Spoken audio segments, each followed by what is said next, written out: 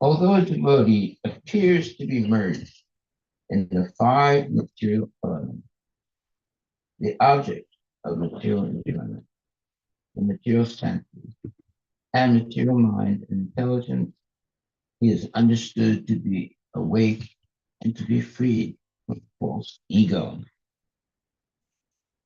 So it says, although a devotee appears to be merged in the five material elements, the objects of material enjoyment, one, material senses, two, material mind, three, and intelligence, four.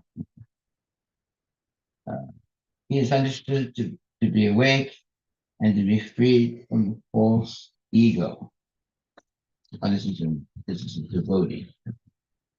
The explanation by Rupa Goswami in the Bhakti Rasamrita Sindhu of how a person can be liberated even in this body is more elaborately explained in this living entity who has become Satyadrik, who realizes his position in relationship with the Supreme Personality Godhead, may remain apparently merged in the five elements of matter, the five material sense objects, the 10 senses, and the mind and intelligence. But still, he is considered to be awake and to be free from the reaction of false ego. Here, the word Lina is very significant. The Mayavadi philosophers recommend merging in the impersonal effulgence of Brahman. That is their ultimate goal or destination. That merging is also mentioned here, but in spite of merging, one can keep his individuality. The example given by Jiva Goswami is that a green bird that enters a green tree appears to merge in the color of the greenness, but actually the bird does not lose its individuality. Similarly, a living entity merged either in the material nature or in the spiritual nature does not give up his individuality. Real individuality is to understand oneself to be the eternal servitor of the Supreme Lord. This information is received from the mouth of Lord Chaitanya. He said clearly, upon the inquiry of Sanatana Goswami, that a living entity is the servitor of Krishna eternally.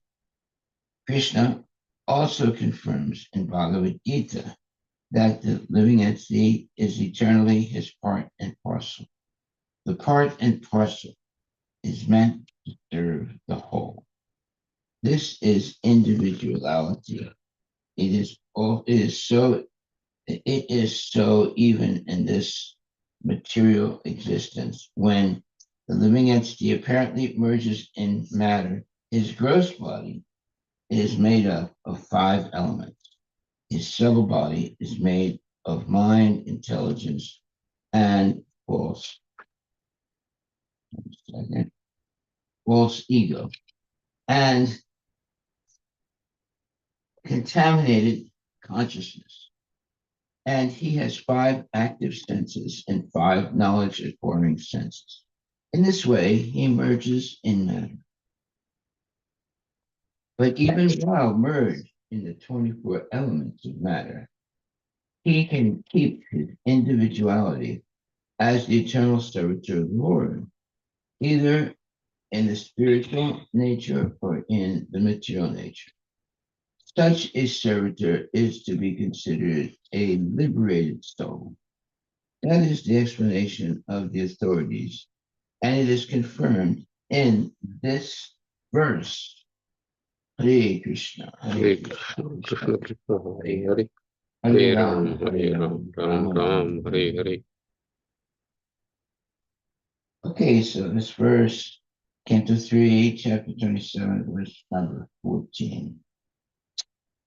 And it says that although a devotee appears to be merged in the five material elements, the objects of material enjoyment, the material senses, and material mind and intelligence, he is understood to be awake and to be freed from the false ego. So when it says, and a devotee appears to be merged in the five material elements.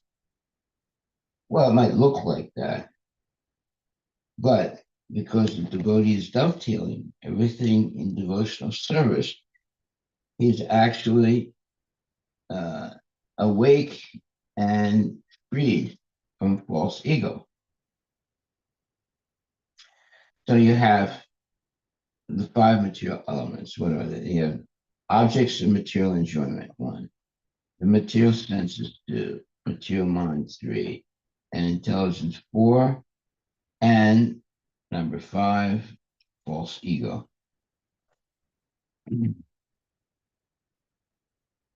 Okay, so the explanation by Rupa Goswami in the Bhakti Rasamrita Sindhu of how a person can be liberated even in this body is more elaborately explained in this verse.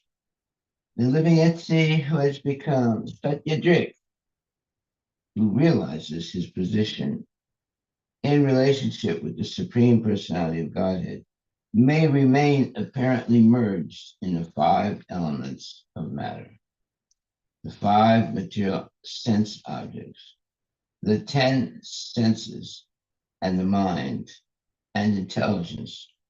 But still, he is considered to be awake and to be freed from the reaction of false ego.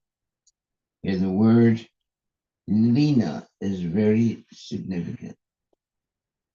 The Mayavadi philosophers recommend merging in the impersonal effulgence of Brahman. That is their ultimate goal or destination. That merging is also mentioned here.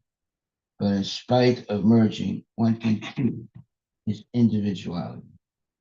The example given by Jiva Goswami is that a green bird that enters a green tree appears to merge in the color of greenness, but actually the bird does not lose its individuality.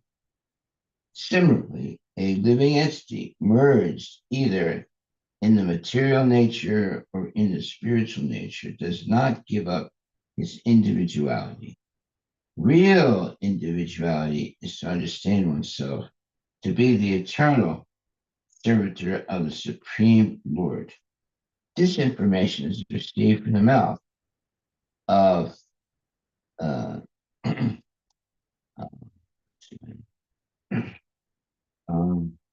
real individualities understand oneself to be the eternal servitor of the Supreme Lord. This information is received from the mouth of Lord Chaitanya.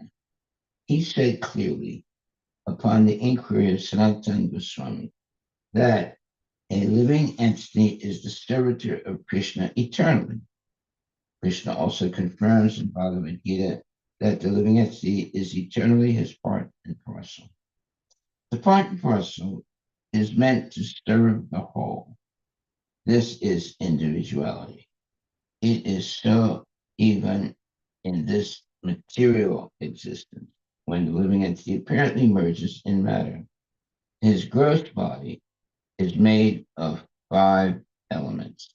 His subtle body is made of mind, intelligence, false ego, and contaminated consciousness. And he has five active senses and five knowledge acquiring senses. In this way, he is merged in matter. But even while merged in the 24 elements of matter, he can keep his individuality as the eternal servitor of the Lord, either in the spiritual nature or in the material nature. Such a servitor is to be considered a liberated soul.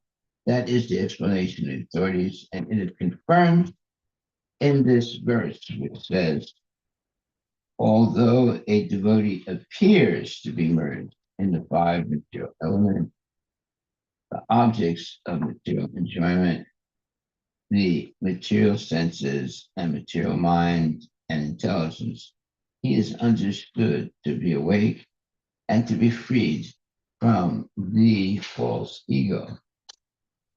Okay, so it's a very interesting verse. The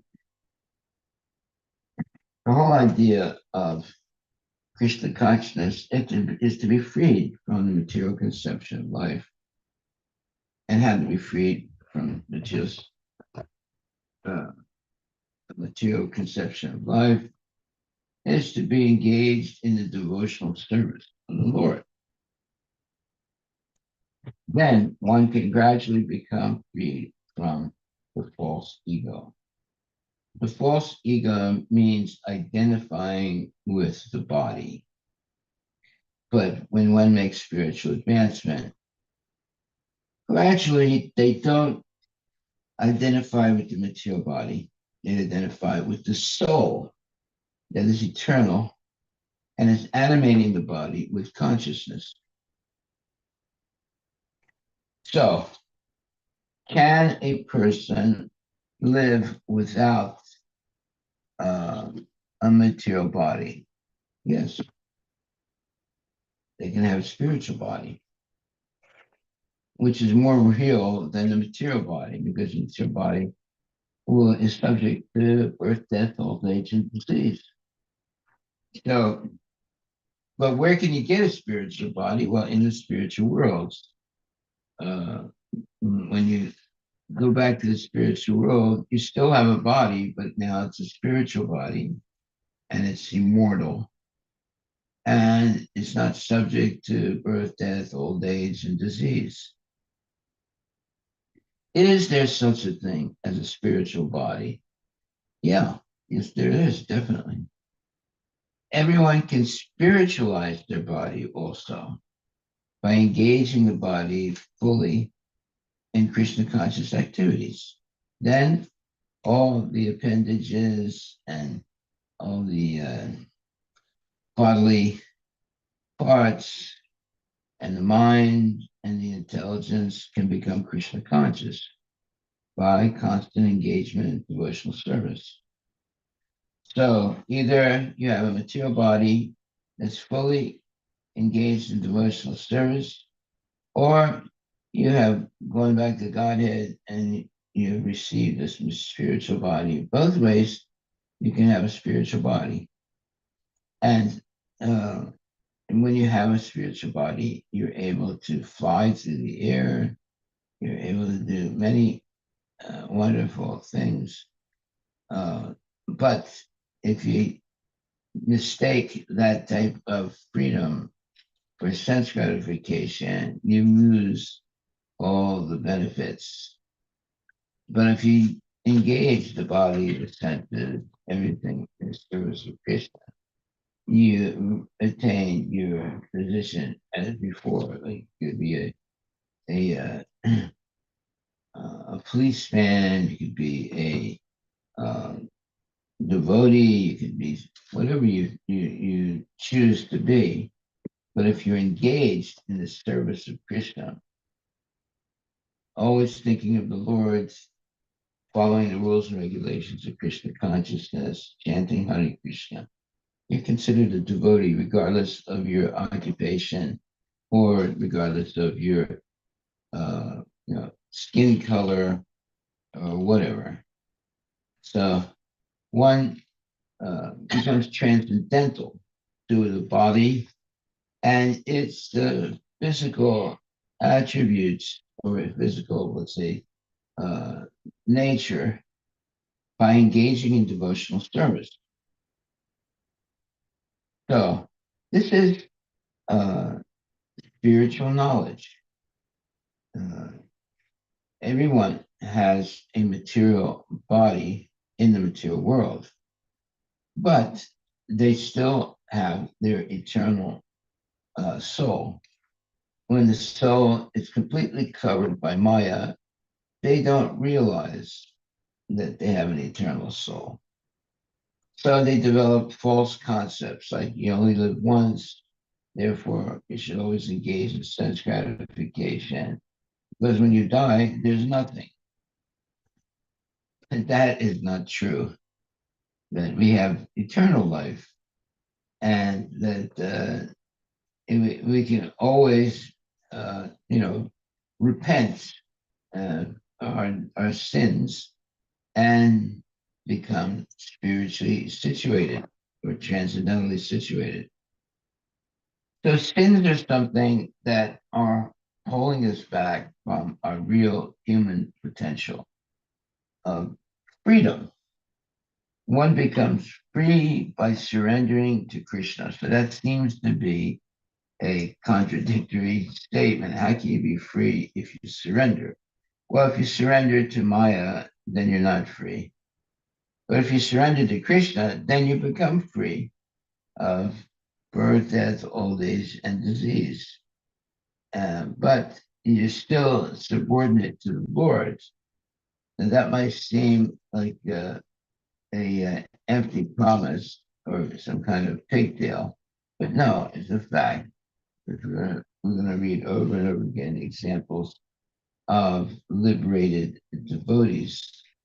So it's not something that is impossible to do because our real nature is not material. Our real nature is spiritual.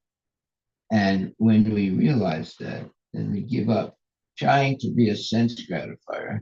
And how do we give that up? Well, instead of using the senses for sense gratification, we use the senses to please the senses of Krishna.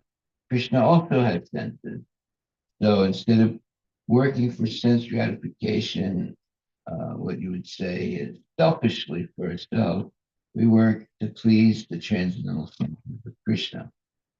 We're still involved with senses, but now we understand that God or Krishna also has senses, eyes, ears, nose, tongue, skin, etc. So therefore, instead of trying to please our senses, we begin to work to please the senses of Krishna, like performing arti ceremony and also other spiritual activities. Why should we do that? Well, because Krishna has an eternal transcendental existence, and we connect to Krishna through these sacrifices, such as arti, such as chanting Hare Krishna, and so forth. So this power of the holy name is so strong or so powerful that it can free a person from the cycle of birth and death. That's why we should take up chanting Hare Krishna very seriously. And so here it says that the living entity who has become Satyadrik, meaning who realizes his position in relationship with the Supreme Personality of Godhead, may remain apparently merged in the five elements of matter, the five material sense objects, the 10 senses, and the mind and intelligence. But still, he is considered to be awake and to be freed from the reaction of false ego. Here, the word Lina is very significant. The Mayavadi philosophy recommends merging in the impersonal effulgence of Brahman. That is their ultimate goal or destination. That merging is also mentioned here, but in spite of merging, one can keep his individuality. The example given by Jiva Goswami is that a green bird that enters a green tree appears to merge by Jiva Goswami. Uh, uh, it appears to, let's see, wait a minute. The Mayavadi philosophers recommend merging in the impersonal intelligence of Brahma. That is their ultimate goal or destination. That merging is also mentioned here, but in spite of merging, one can keep his individuality. The example given by Jiva Goswami is that a green bird that enters a green tree appears to merge in the color of greenness. Actually, the bird does not lose its individuality. Similarly, a living entity merged either in the material nature or in the spiritual nature does not give up its individuality. Real individuality is to understand oneself to be the eternal servitor of the Supreme Lord. This information is received from the mouth of Lord Chaitanya.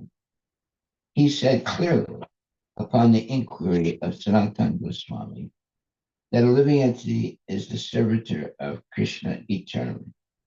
Krishna also confirms in Bhagavad Gita that the living entity is eternally his part and parcel. The part and parcel is meant to serve the whole. This is individuality. It is so even in this material, this, one second, uh, this information is received from the mouth of Lord Chaitanya. He said clearly upon the inquiry of Sanatana Goswami that a living entity is the servitor of Krishna eternally. Krishna also confirms in Bhagavad Gita that the living entity is eternally his part and parcel. This part and parcel is meant to serve the whole. This is individuality. It is so even in this material existence. When the living entity apparently merges in matter, his gross body is made up of five elements. His subtle body is made up of mind, intelligence, false ego, and contaminated consciousness. And he has five active senses and five knowledge acquiring senses. In this way, he merges in matter. But even while merged in the 24 elements of matter, he can keep his individuality as the eternal servitor of the Lord, either in the spiritual nature or in the material nature. Such a servitor is to be considered a liberated soul. This is the explanation of the authorities, and it is confirmed in this verse, which makes this verse very profound. Either we are in a material body or we're in a spiritual body, we can still have a spiritual life by dovetailing our material body in Krishna consciousness. So that's what we learn. Now, if we dovetail our body in sense gratification, then we lose that relationship with Krishna and we begin to act foolishly by engaging in all kinds of sense gratification and ignoring the existence of Krishna. But when we use this body in the service of Krishna, then we begin to understand our eternal relationship with the Lord. And then we begin to act proactively in the devotional service to the Lord. So, most everyone is engaged in the service of their senses for sense gratification. But a devotee is engaged in actions of Krishna consciousness for the pleasure of Krishna's sense. So either we work for our own senses and be trapped by Maya, or we work to please Krishna's senses and be liberated from Maya. The senses are real, they're not false. They might be temporary in material senses, but they can be purified and engage eternally in the activity of devotional service. So this is all mystical knowledge. Why is it mystical? Because the soul as a, as opposed to the body, is eternal. So that is mystical. Uh, why? Because the scientists cannot measure it. That's why it's called mystical knowledge. There is such a thing as an eternal soul, and it has, uh, let's say, uh, the qualification of immortality. So that's something that the scientists cannot measure, but you have to accept it on the statements of the Shastras. There are things that you have to accept on the statements of the Shastras because there's no way of experimenting it. The scientists like to experiment things, and if they can't experiment the eternal soul, they don't believe in it.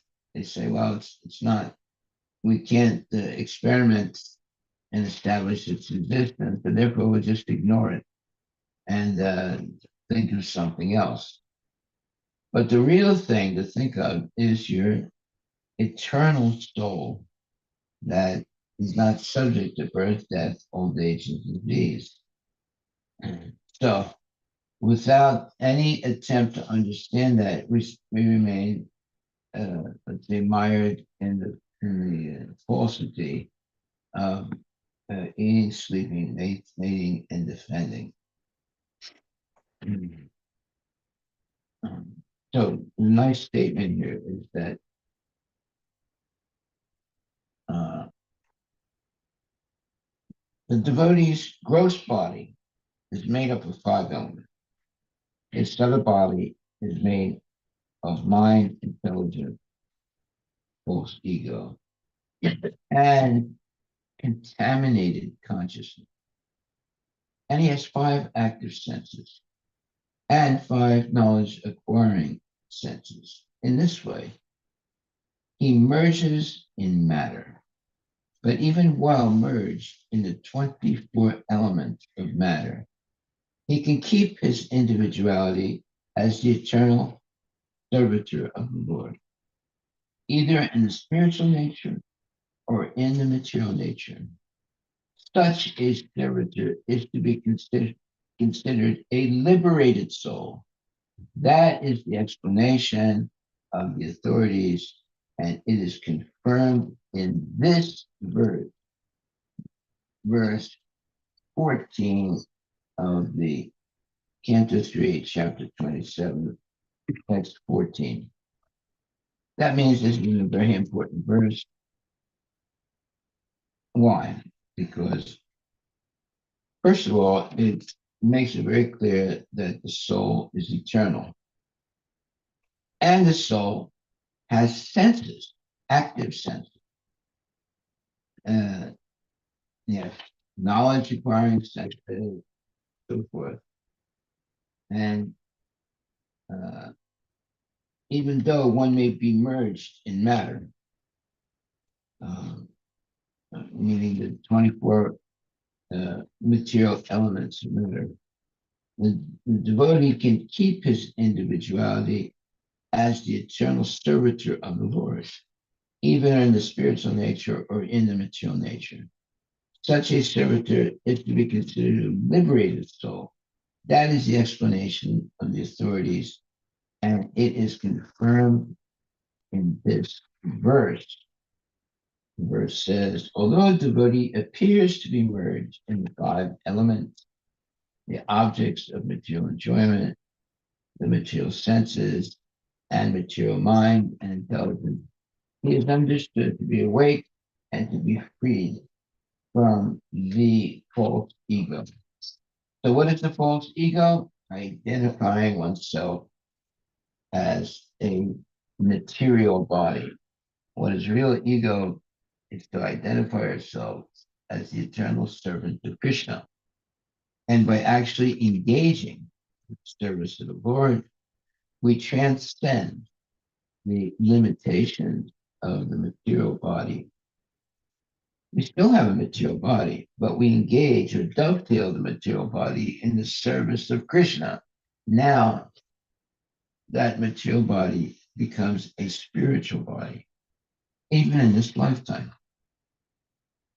That's why when a great devotee leaves his body, they don't cremate the body because it's understood that the body is transcendental. So they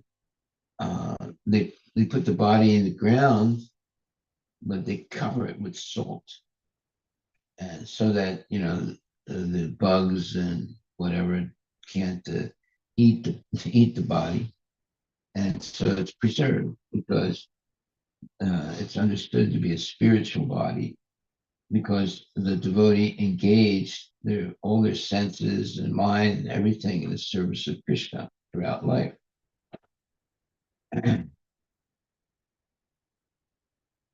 However, most people are cremated. This is in India. They have cremations also in the United States or in Western world, but a lot of times the whole body is put in a casket and then put in the ground. It's interesting. Uh, there are certain people that put the dead body, in an open space and let the birds eat it. Uh, so there's different ways people deal with the material body. One way is to leave it in open space so it can be eaten by birds. Another way, it's preserved in salt and buried. And other ways, it's cremated and burned in ashes. And then the ashes are kept in an urn. Um, or sometimes people just, there are people that's known that there are people that just keep the body intact and it eventually dries up and they keep it in the house. There are examples like that. What you do with the material body is there are different ways of dealing with it. But in the Krishna consciousness, we usually cremate the body. Why? So that the uh, soul of the person does not stay attached to the body. Then it would be fully ghost. But by burning the body, then there's no material body anymore. So the soul goes on its journey, and it will get another body, a gross body, with another chance of becoming freed or liberated from the cycle of birth and death. So there are many different ways people deal with the material body. But in Krishna consciousness, the material body is usually cremated, except in the case of what would be considered a pure devotee or a devotee who has used the body completely in the service of Krishna during this lifetime. And then it's preserved in salt and buried so that the bugs and so forth don't eat it. Okay. Um, so any questions, any comments?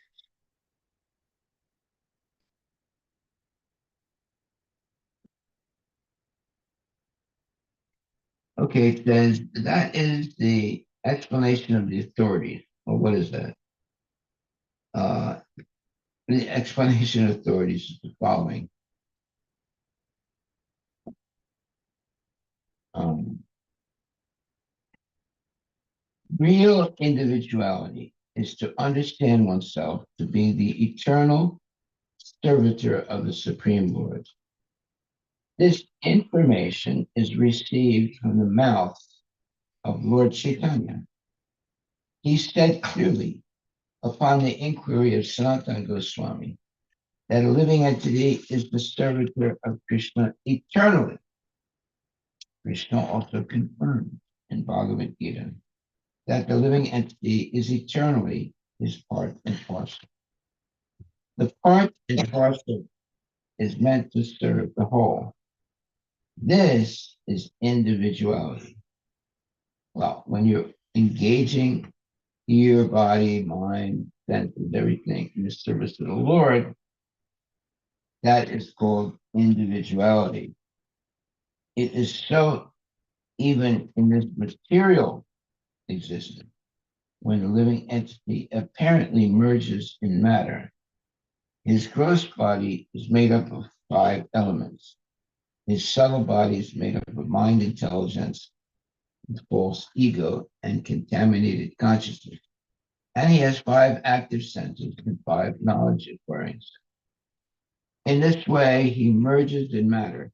But even while merged in the 24 elements of matter, he can keep his individuality as the eternal servitor of the Lord, either in the spiritual nature or in the material nature. Such a servitor is to be considered a liberated soul. That is the explanation of the authorities, and it is confirmed in this verse. Okay, so most people do not engage in devotional service. But when one does engage in serious devotional service, uh, he can keep his individuality as the eternal servitor of the Lord, either in the spiritual nature or in the material nature. Such a servitor is to be considered a liberated soul. That is the explanation of the authorities and is confirmed in this verse. In other words, what is confirmed in this verse is that the soul is eternal. It can never be, let's say, wiped out. And so uh, one can uh, learn to engage in devotional service, and now their spirit soul is eternally cognizant of the relationship with Krishna and engages in that relationship. Other people, uh, they actually, in a sense, die. They don't stop existing, but they have no consciousness of their relationship with Krishna. So that's like going to sleep. You're still alive, but you're sleeping. You're not cognizant of your relationship with Krishna. So, like in Christianity, they bury the body so that on the second coming of Christ, they believe Christ will come again. All the uh, bodies in a cemetery will be risen, and there'll be a final judgment, and either they go to hell or they go to some place called purgatory, which is a limbo state between birth and death, or they're eternally liberated.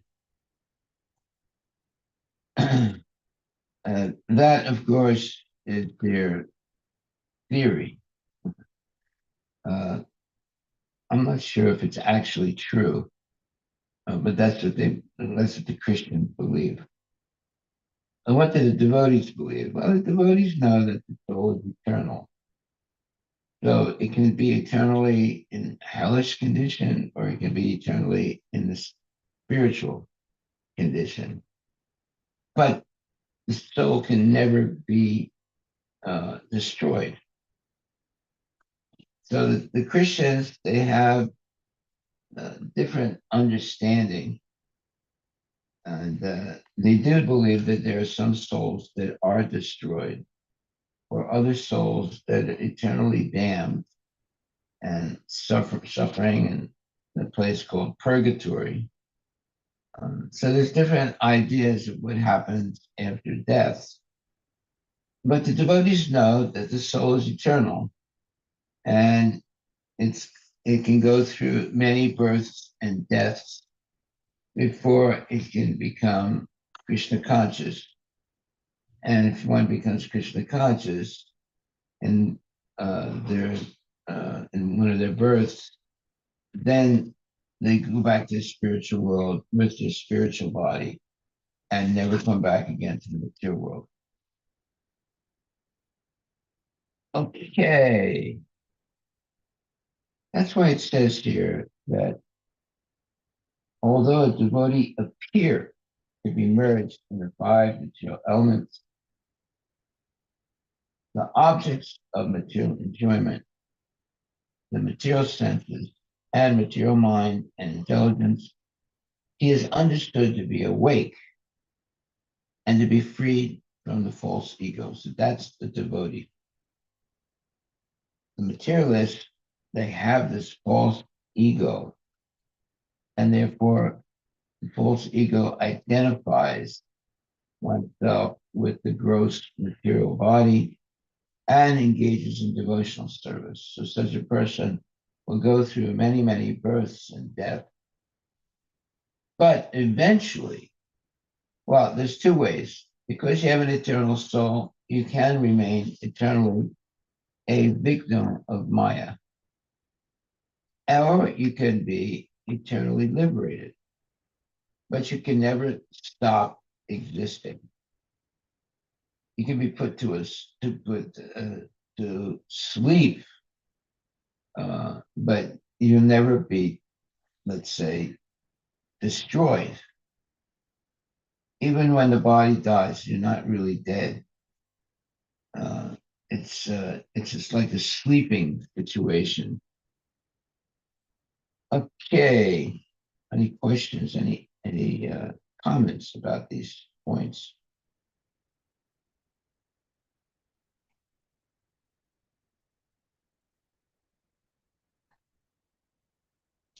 Any questions or comments online?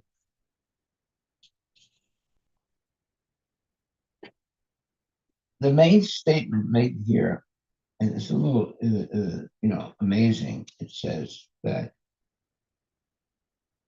the Mayavadi philosophers recommend merging in the impersonal effulgence of Brahman. That is their ultimate goal or destination. That merging is also mentioned here in this verse. But in spite of merging, one can keep his individuality. The example given by Jiva Goswami is that a green bird that enters a green tree appears to merge in the color of greenness, but actually the bird does not lose its individuality. Similarly, a living entity merged either in the material nature or in the spiritual nature does not give up his individuality. Real individuality is to understand oneself to be the eternal servitor of the Supreme Lord. This information is received from the mouth of Lord Chaitanya.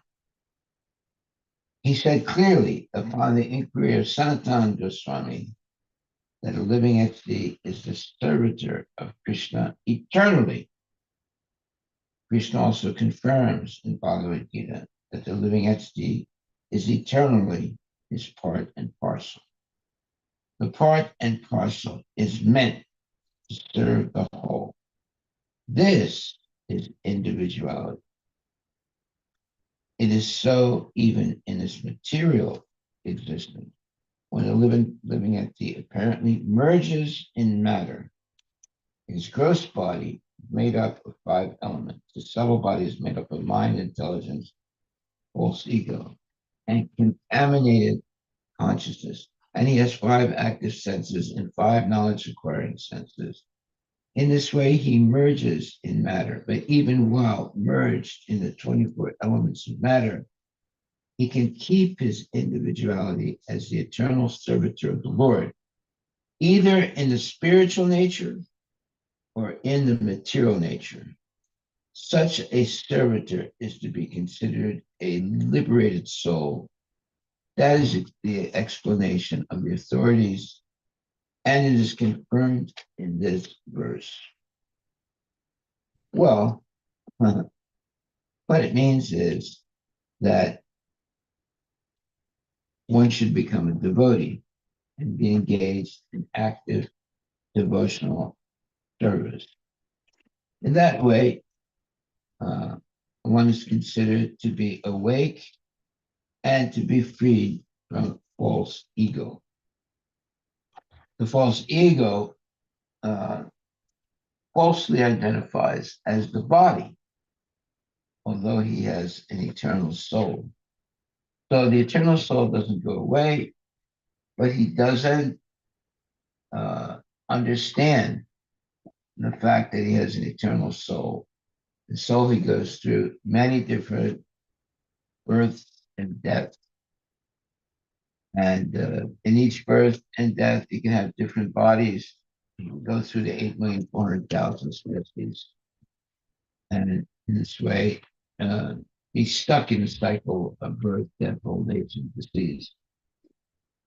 But someone who is enlightened, they understand that they are not this body, the material body, and they are meant to be engaged uh, with the material body in Krishna's service. So gradually their body becomes spiritualized, and then eventually they go back to Godhead with their spiritual body. So it's possible to spiritualize the body in this life by engaging it, the body, the mind, all the assets of the living entity in Krishna consciousness. That should be our real purpose in life.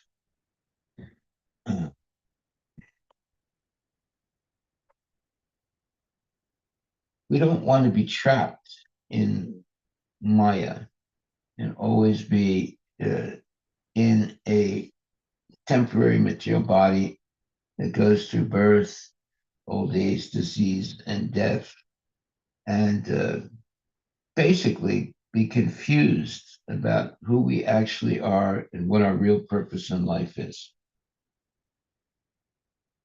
Because we have an eternal soul, it is possible that we could be eternally in the material world, taking different bodies. There are 8,400,000 different types of bodies that we can get.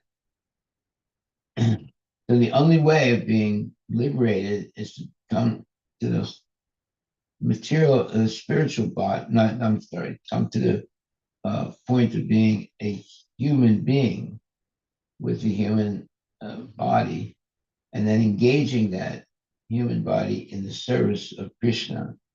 And from that point, one can be liberated and go back to Godhead in their spiritual body. Okay, any comments, questions, and so forth? Yes, Sanvika Mataji, go ahead. Hare Krishna, Guru Maharaj. Maharaj, when it says that, um, when the Mayavadis are explaining it, and it is also mentioned here, it says that um, you have, does it mean that we have an option of merging into Brahman? Yes. Okay. So in spite of that, being individual is what Lord Chaitanya has recommended. Is that the right understanding, Maharaj? You can never really lose your individuality. You can forget it like you do when you go to sleep. You forget. That's why Prabhupada says, but in spite that he says, the Mayavadi philosophers recommend merging in the impersonal effulgence of Brahman. That is their ultimate goal or destination. That merging is also mentioned here, but in spite of merging, one can keep his individuality. One can keep his individuality Yes. in spite of merging. Means The it looks like example both given- options are there. Huh? The question is that means like both options are available. Yes, and says the example given by Jiva Goswami is that a green bird that enters a green tree appears to merge in the color of greenness, but actually the bird does not lose its individuality. Similarly, a living entity merged either in the material nature or in the spiritual nature does not give up his individuality. Real individuality is to understand oneself to be the eternal servitor of the Supreme Lord. This information is received from the mouth of Lord Chaitanya. He said clearly, upon the inquiry of Sanatana Goswami, that a living entity is the servitor of Krishna eternally. Krishna also confirms in Bhagavad Gita that the living entity is eternally his part and parcel. The part and parcel is meant to serve the whole. This is individuality. It is so even in the material existence. When the living entity apparently merges in matter, his gross body is made up of 5 elements. His subtle body is made of mind, intelligence, false ego, and contaminated consciousness. And he has 5 active senses and 5 knowledge acquiring senses. In this way, he merges in matter, but even while merged in the 24 elements of matter, he can keep his individuality as the eternal servitor of the Lord, either in the spiritual nature or in the material nature. Such a servitor is to be considered a liberated soul. That is the explanation of the authorities, and it is confirmed in this verse. So, we should always be engaged in devotional service. That's the real message. That way, whether we're in the material world or we go back to the spiritual world, we are always having a, let's say, active spiritual body. Yeah, so I just checked with our the elephant in the The room. elephant in the room. So there are 5 types of liberation. There's the Salokya, residing on the same planet as the Lord. In this case, a liberated soul attains the residence in one of the Vaikuntha or Goloka planets, the spiritual abodes of the Supreme Lord. This liberation involves eternal association with the Lord, but does not necessarily mean close personal interaction. Then, Sarshti, achieving opulence equal to the Lord. The liberated soul attains similar opulences as the Lord, such as wealth, power, and beauty. This type of liberation reflects the soul's full spiritual potential in the service of the Lord. Then Samipya, living in close proximity to the Lord. The soul attains a position very near the Supreme Lord and can render personal service to Him. This liberation is highly valued by devotees as it facilitates intimate association with the Lord. Then Sarupya, attaining a form similar to the Lord. A liberated soul receives a form similar to that of the Lord, often described as having 4 arms and other divine attributes. This liberation is characteristics of Vaikuntha residents. Then there is the Ekatva or Sahyajya, merging into the Lord's existence. The soul merges into the impersonal Brahman effulgence of the Lord, losing individuality. Srila Prabhupada emphasizes that this form of liberation, often sought by impersonalists, is less desirable because it lacks the bliss of personal interaction with the Lord. So the liberation preferred by devotees is basically Vimukti versus Kaivalya. Vimukti refers to the liberation through devotional service, while Kaivalya, merging into the impersonal Brahman, is considered undesirable for the devotees. The highest form of liberation is not any of the 5 types mentioned above, but is termed Prema Bhakti, where the soul is fully engaged in eternal loving service to Krishna without any desire for self liberation. So that is the Summum bonum, the best achievement. Yeah. So whether we're engaged in pure devotional service in the material world, or we're engaged in pure devotional service in the spiritual world, we are liberated. And it's actually not difficult. It's easier to engage in the devotional service of the Lord. That way, you're not going to be subject to birth, death, old age, and disease. You're liberated. Really will. But if we ignore that, then we get caught in this repeated misery of birth, death, old age, and disease. And it might be or appear to be impossible. Like, most people think, well, when you die, that's it, everything is over. But we don't believe that everything is over when you die.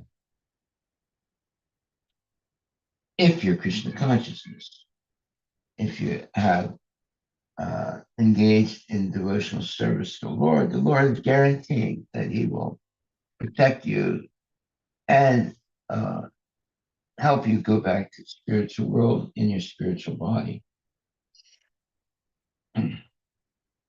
So, I mean, just reading back to lesson and just thinking about that, Maharaj, I think in all these 5 liberations, there is still the individual desire to be liberated. Whereas in the Prema Bhakti, which is what our parampara emphasizes, is not about any kind of liberation, but simply serving Krishna wherever we are. Whether it is, in the material world, or the spiritual, spiritual whatever the Lord desires, where is our location. There are devotees who always stay in the material world. Mm-hmm. And there are other devotees that go back to the spiritual world. But either way, they are eternally liberated. Mm.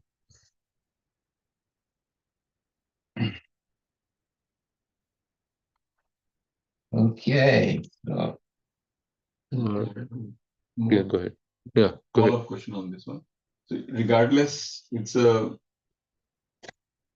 liberation in terms of merging in Brahman. That is still a temporary position. Is that correct understanding? That's not an eternal position. We call it liberation and merging in Brahman, but eventually that soul has to fall down and continue in material world. Is that the correct understanding? yes. No, but because your soul is eternal, it's possible that you can remain eternally in the material world in Maya. It is possible, right? Because you have an eternal soul. But because the soul is eternal, it's also possible that if you meet a bona fide guru, you can be liberated from the cycle of birth and death. So that's the whole point. See, if there was a death of the soul, then God would be a mean God. But because there's no death of the soul, that means that sooner or later, everyone is going to go back to Godhead. Right? It may not be in this lifetime, it might be after many, many different lifetimes. But Krishna does not let's say, eternally damn the soul. In other words, kill the soul. Whereas in Christianity, they believe that the soul can be killed.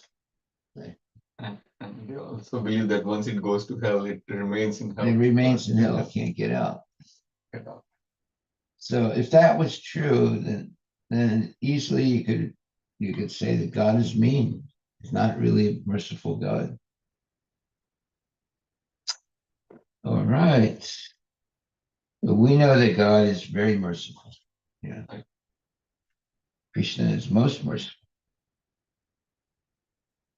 Yeah. Srila Prabhupada states that people who merge into the impersonal Brahman can potentially fall down from their state of liberation. This is because merging into the impersonal Brahman does not fully satisfy the soul's innate nature as an eternal servant of Krishna. Without engagement in the devotional service, the soul remains without activity or shelter, which can lead to a return to the material world. Boredom. Mm-hmm. They can become bored by not being engaged in Krishna consciousness. Yeah, the soul by nature is active and blissful. The impersonal Brahman only offers partial realization of the Supreme. Over time, the soul may seek activity and fall back into the material existence.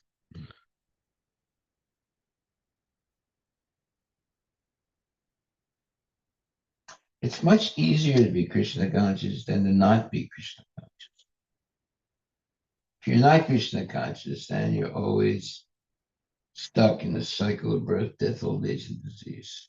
If you are Krishna conscious, you can be free of that. Go back to the spiritual world where there's no longer birth, death, old age, disease. Yeah, there is actually a specific verse. We need to look up this particular verse, 10:2:32. It says, those who think they are liberated but are averse to Krishna's service, despite reaching the impersonal Brahman, fall down again because they neglect your lotus feet. In other words, they went through a lot of tapasya to be liberated, but they never really became Krishna conscious. So then they fall down again. Yeah. It's just like Stobari Muni. Yeah. He was meditating underwater for a very, very long time.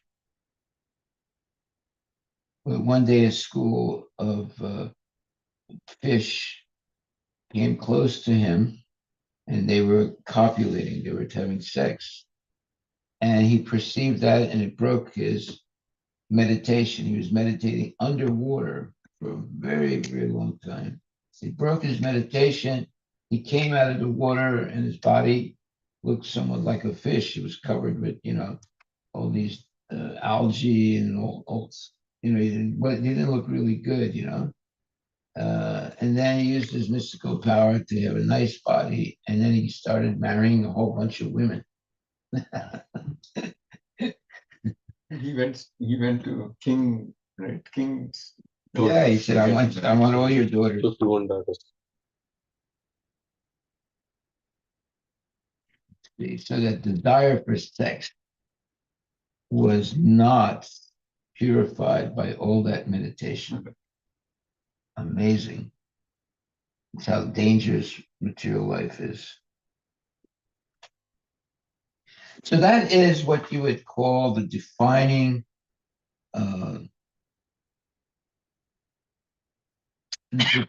let's say, identity. A devotee is free from sex desire. And materialists all have sex desire. So is that enough to be liberated? It's close to being enough. But you have to go further and actually become Krishna conscious. It's not simply being free of sex desire, although that helps you tremendously to be Krishna conscious, but you have to go even further to develop real love and devotion for Krishna.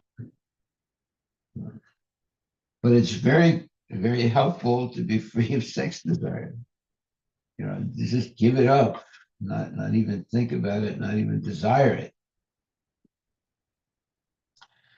But that can only happen if you're always engaged in devotional service in the association of genuine devotees. That is very important to have that good association. Otherwise, you could be like Shobara Muni, meditating underwater for an extremely long time, right? And then a school of fish come by near him and they're copulating, having sex, which is normal for fish to reproduce. And that agitated his mind, and he gave up his meditating underwater and immediately went to find some king and asked the king to give his daughters to him in marriage. And now he had many women to have sex with. He went from meditating underwater alone to getting a whole harem of women for sex. That just proves that that type of, let's say, silent meditation does not really free one from sex. So again, after many, many years of that, then he realizes again, he became disillusioned with material enjoyment. Despite having all the luxuries and family life he had desired, he found no real satisfaction. Realizing his folly, he renounced his material life along with his wives, who also followed him, and took shelter of the Supreme Lord through devotional service. Shobara Muni. Yeah, eventually comes a full circle. So he did. Yeah, he started with the impersonal, yoga practices. Yeah. Then he gets again attracted to his material desires. Then he goes through a full cycle of material enjoyment, realizing it's not giving any satisfaction. Then he comes to real devotional service. Well, this is the theory of nonsense Mayavadis. That is, that you can engage in sense gratification, but eventually you'll get tired of it and then you become purified. But that's not true. You can stay attached eternally to sense gratification. I mean, their ideas, their yoga is to engage in sex, right? But with the understanding, but eventually you get tired of it and then you become purified. It doesn't work like that. You have to give it up. You don't give it up because you have so much sex that you get tired of it. No. You have to actually give it up voluntarily. But there are groups that think that the more sex you have, eventually you get tired of having sex and then you become purified. Not really. That's not true. Yeah, that's one of the Osho thing then. Yeah, right. Exactly. Similar path. He was a nonsense guy.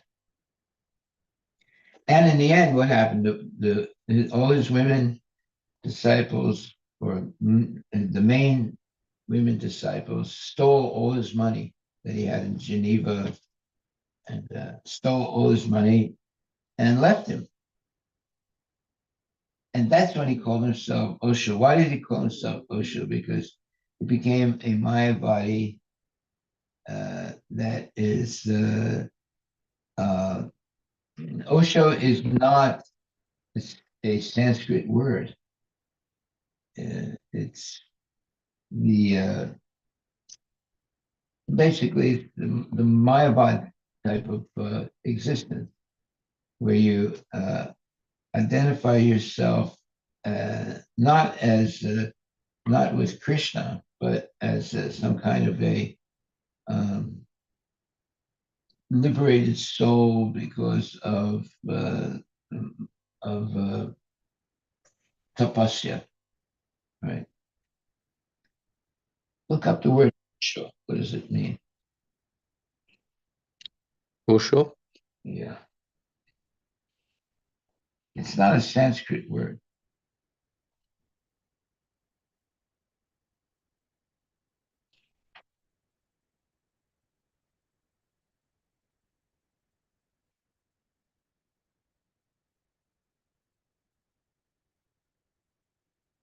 Osho, derived from the Zen tradition. Yes. The term Osho is believed to be derived from the Japanese Zen tradition, where it is used as a respectful title for a Zen master or a teacher, like a high priest or monk of the highest order. Yeah. What does such a monk do? He just meditates. Yeah, linguistically speaking, Osho may also mean harmonious, one who lives in harmony with existence.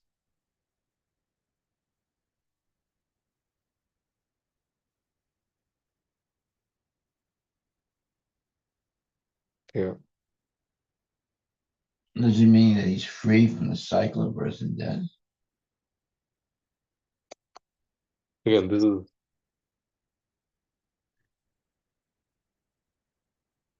Harmony of existence in the material world? mostly, I mean, because they don't accept spiritual world, right?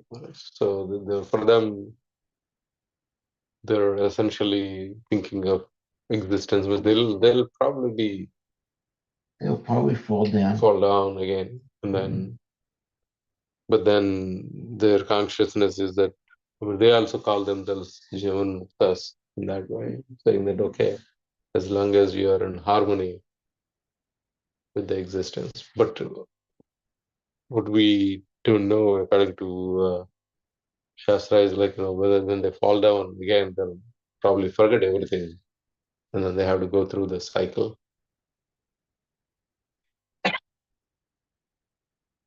They might commit mistake again, and then their consciousness might put them back into the cycle of birth and death.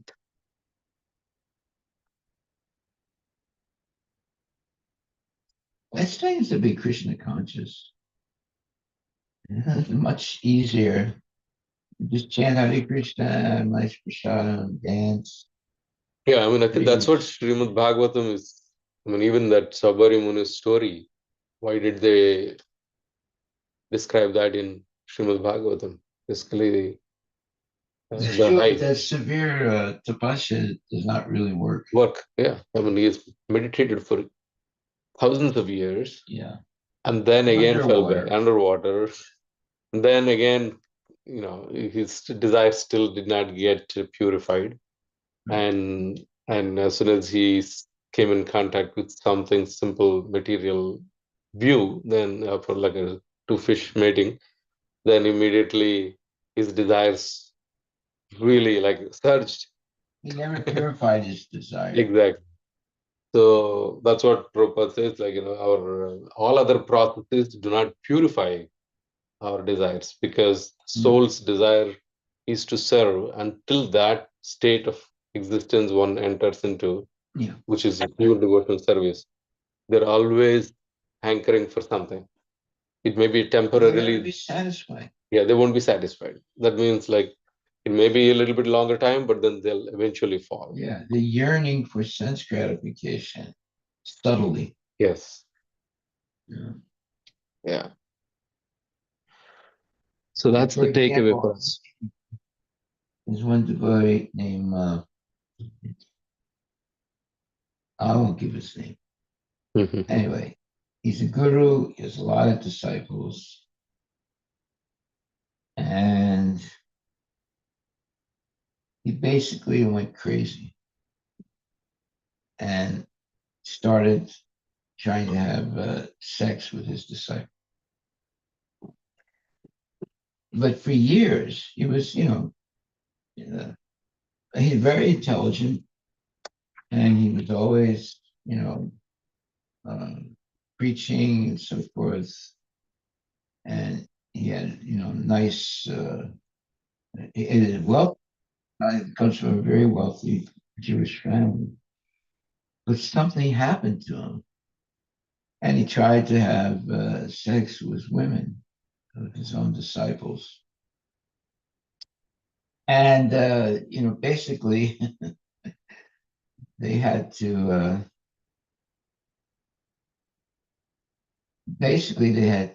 sequester him so that he would not try and have sex with women. So I haven't heard about him recently, but he more or less he went crazy. Uh, so that happens sometimes when one is artificially engaging in tapasya. Yeah, I mean, that also is a big point for people in Krishna conscious path, that just because some people think that getting that to the stage of initiation is self an achievement. Until we purely engage in Krishna service, until we reach that state, there is a fall down possible even within this path. Yeah, anyone can fall down at any time. But if a devotee is genuinely happy, being celibate and engaging in devotional service, they have no regrets.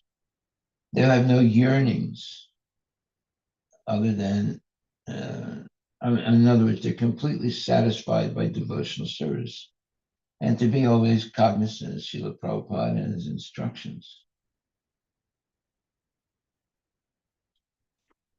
Hare Krishna. So it's very hard to get someone to fall down. It's like Haridas Thakur, he was tested severely twice, once by a prostitute,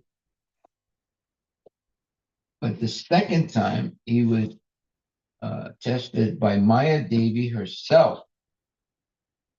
She came and did different postures, trying to get him to fall down, and he didn't fall down. And Maya Devi surrendered to Haridas Thakur and became his disciple, which proves that pure devotional service is more powerful than any amount of sense gratification.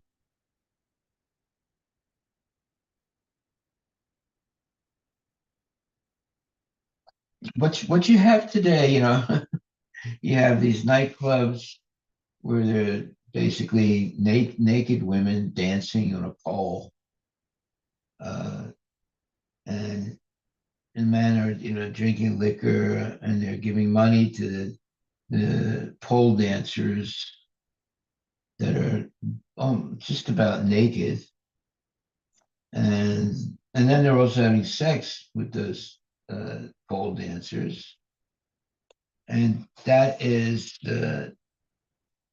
what they consider their happiness in life, which is very gross. And just like who was it that what's the name of that person? He was so overwhelmed with sex desire that one night, when there was a terrible storm, he had to cross a river.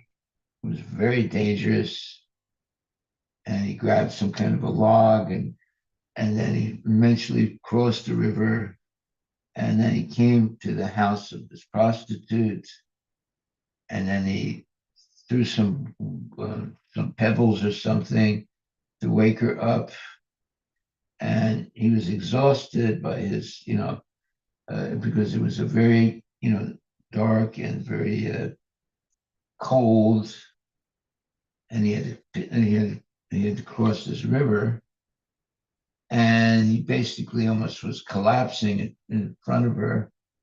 And she said, if you use the same energy to serve Krishna instead of coming here to have sex with me, you would become a pure devotee. So she became his guru. The prostitute became his guru. And he gave up trying to have sex with her and eventually became purified and a genuine, pure devotee. And his guru was the prostitute.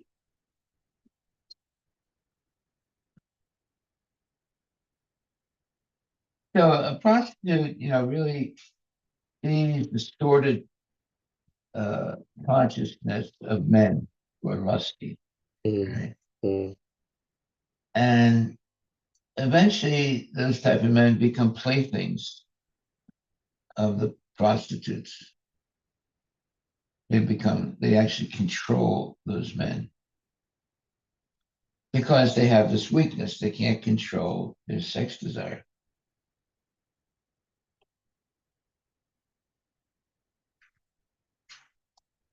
And, this associating with a prostitute is like the worst thing a person could do, a man could do, because prostitutes don't have any real respect for basically their clients. But why would a man go to a prostitute? Because he's looking for love. But love for him is like, having sex, but eventually becomes attached to the prostitute, but the prostitute is not attached to him. So he gets extremely frustrated. Sometimes they kill the prostitute because they want the prostitute to love them, but the prostitute is not interested in loving such men. And then you see that after having sex, then they kill the prostitute. It's a dangerous business, very dangerous business. It's about 8 o'clock. Okay, no more prostitutes for today. We'll end this session now and then we'll regroup in the evening. Hare Krishna. Oh, so today in the evening there won't be a class. So again, we'll be tomorrow. Where